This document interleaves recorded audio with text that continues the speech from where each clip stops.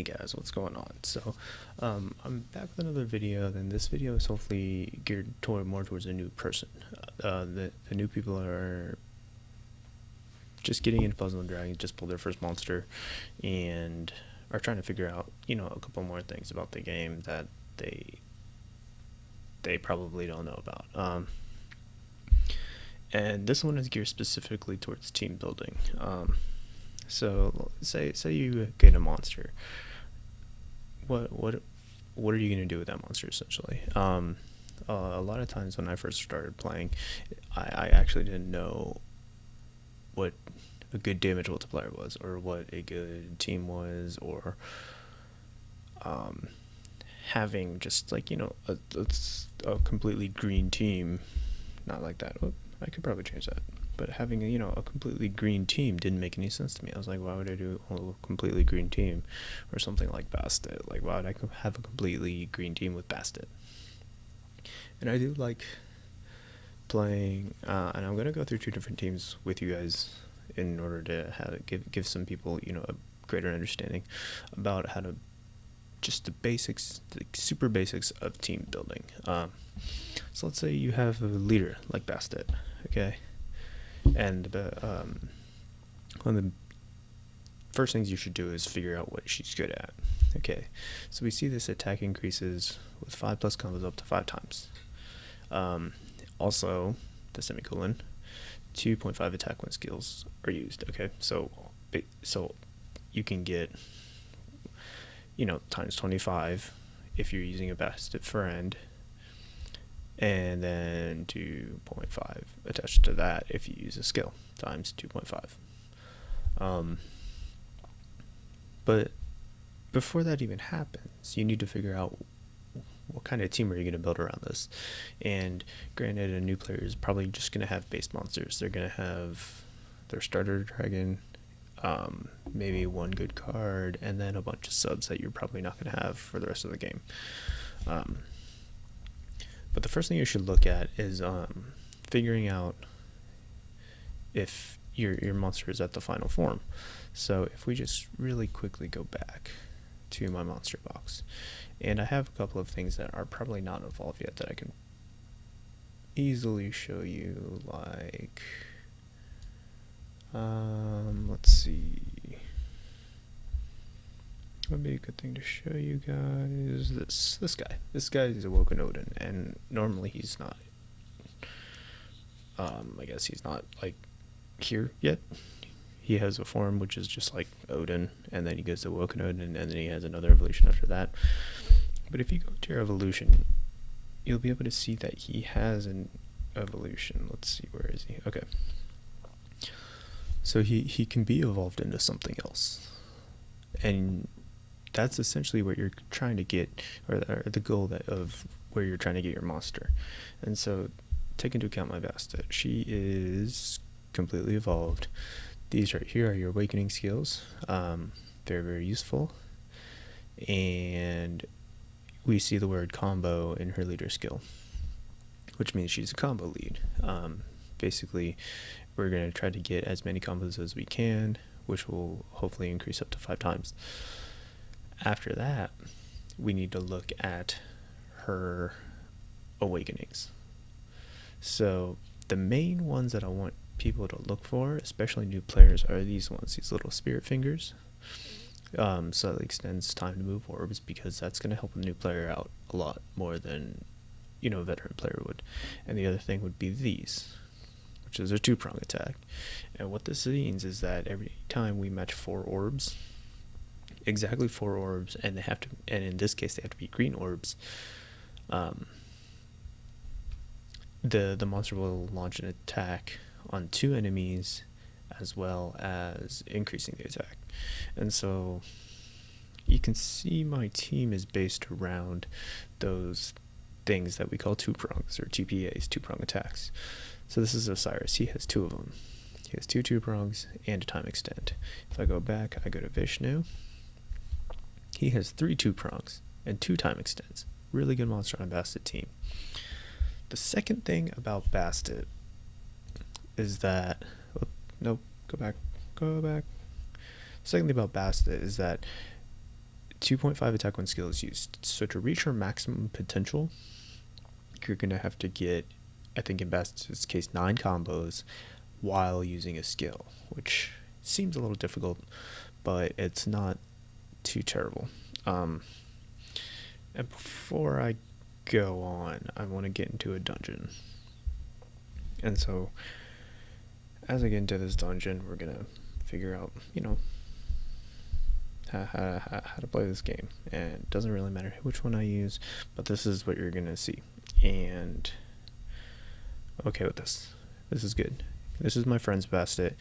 I'm not sure how often he plays, but he's fully awoken, which means all of these are here. His skill level is not. So you see that it'll be up in 8 turns. Normally it is, if I can do this, normally it's at 1, or normally at level 1, it takes 9 turns to charge up. If you're maxed, it's at level 5 and it takes 5 turns to charge up. He's at level 2, so it's 8 turns to charge up, and he also has an inherited skill, which is skill 2, which we'll go over in a later video. But if you compare that to mine, which is on the left over here, mine's maxed. So it's 5 turns, and that's something that we'll go over in a different video about in a more monster detail oriented video or whatever. But we're going to go into this dungeon. And so one of the first things I want to talk to you about is this little comboing thing. This is taking a long time. Okay. So as we remember, Bastet's ability is that you have to get a lot of combos, which is 9 or 5 or more combos in order to start activating her combo ability. And then we need, I believe, or when we need an active ability. So this is Gunma. He's really cool. If you get him skilled up all the way, and we'll get through what skill up is later, if you get him skilled up all the way, it goes down to 1 turn. And so I can use the Gunma. That was cool. That was weird. Okay. Not what I wanted to do, because I forgot that he attacked, but we're actually going to use Osiris. And Osiris' skill means that, actually, I don't know why. Skills on. Okay. So Osiris' skill for assign chains will right column to wood orbs. So this column turns into wood orbs, and when you use it, then you'll see that all of these turn into wood orbs. There's a reason for this, and it's because, it'll make comboing a lot easier. So basic combos, anything that is 3 or more will get cleared together, counting as 1 combo, and you want to be able to maximize as many combos as you can by separating all these green orbs. I could go over there. I'll probably just go over. Alright, so what's going to happen is I'm going to take these greens, and there's going to be 3 greens right here with 3 purples below it, 3 greens here, 3 reds here, probably 3 hearts here, and then I'm going to match whatever else I can. So really, really quick. So greens, whoop, hearts, sure. So I made 7, 8, 9 combos, the last one which was the Skyfall, and so it's up to 25. But that's not all the damage, because we have to take into account the 2 prongs that are on everybody's teams. If I got any 2 prongs, I believe I got 1, as well as the active ability that we hit. And so if you rewind the video and stop it, everybody did like a wicked amount of damage. I'm gonna definitely in 3 millions or something, which shouldn't mean anything to a new player yet. They don't really know what damage output is, and they don't look up dungeons in order to see how much life something has, so they're definitely not going to be there yet. But that's something that I just wanted to let you guys know about, how to look at a monster, how to look at a new card, being able to figure out, what would go well on this card. And there's a couple things that might go on the card that you guys definitely have, but you can't add to your team because of team cost, because it's not fully evolved. So don't worry about that, and remember just to play as much as you can. Another type of team I want to start taking a look at is my Xiangmei team. So Xiangmei is a monster that you can technically buy, but the reason I'm using her is because she has a different kind of playstyle. So this is another thing that a new player should kind of look for if he wants to play this style, is an enhanced fire attack, matching, or not just fire attack, but enhanced something. So anytime you see this like element with this little red arrow, it means that it is a row attack team, which means that you have to get 6 in a horizontal row, and other things can be touching it, but you definitely have to get 6 in a horizontal row. And that's adds, I believe, 10% to everybody's damage of that color, which makes it very, very powerful, because on this team, let's see how many I have. I have 1 on her, which means if I use her as a friend also, I will have 2. This is Gadius. He has 2, which brings me up to 4. This guy has 3, so 5, 6, 7. I think she has 1, which makes that 8, and then this guy has 1, which makes it 9. So if we go back into the Endless Corridors again, Endless Corridors, and we go get a Xiangmei friend, if I have any up, she's not played entirely as much as she used to be, but that's okay. Same thing. She has a different thing. And when it loads in, I will show you. So, actually I should have showed you before, which is fine. But if you can see on her little screen, right here are 3 heart orbs, and her ability is, actually I'm going to exit out really quick just so I can show you guys. Just the basics of reading a card is that her leader skill is 2 times attack and 1.5 HP for a healer type, which means everybody on my team is actually a healer type, or should be a healer type. 3 times attack with 2 heal combos. So if I combo heals, I'll get times 3 attack and then 4.5 attack with 3 heal combos. So everybody has this little tag, and it's a healer. So if they're on my Xiangmei's team and Xiangmei is the leader, they'll get automatically 2 times attack and 1.5 HP. So if we go back, we see that this guy also has a healer tag. He's dual type, so he's a dragon and he's a healer. Uriel has a triple attributes, I guess. What did I call him? I don't remember. But he's a god, he's a dragon, and he's a healer, so he also gets it, and so on and so forth. So we get back into the dungeon really fast, and we talk about how this team's going to work. Essentially, you're going to match hearts, and you're going to match red rows, which may be a little intimidating to people, but one of the things that you need to know about Xiangmei is she has very little time extends. In the team that I just showed, what is that? Oh, no co-op. That's fine. In the team that I showed before, there were a decent amount of time extends, as well as Bassett's ability allows her to extend time, which is kind of cool. I'm clearing as much stuff as I can in order to get to a heart combo. So I believe this should be alright, so we're fine. So I'm gonna pop this chick's ability, which turns light and green into heal orbs, I believe. Yes. And so to reach Xiangmei's full potential, I have to match 3 combos of heal orbs, so 9 heal orbs, and then since this is a row-based team, I will be matching a row of reds, probably in this second column right here. Let's see, easiest way to do this. Okay, so I'm going to start with here.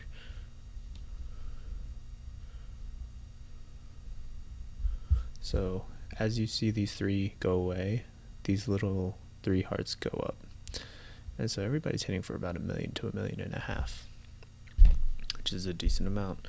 And the good thing about Xiangmei is that she has a lot of health, about 50 million, or yeah, 50,000, 50 million, Jesus. And so I did 2 combos there, so I got ×9, which is 3 from each leader, because her leader skill is that if you hit 2 heart combos, you get ×3. So with the 2 times, or with the 3 and the ×3, you get ×9. Yeah, basic math. So we're gonna back out of this dungeon really quick. We're gonna get to the last leader, which is one of my favorites. It's a combo lead. We'll get into heart crosses later, but this is a straight up combo lead. This is Raw Dragon, unbelievably powerful dragon, unbelievably powerful card. One of the best cards in the entire game. You can actually buy him if you want, but ATK, attack increases when 4 attributes attack at once, 3+ heal, up to 8 times. And then 1.5 to all stats for God type, which is very, very strong.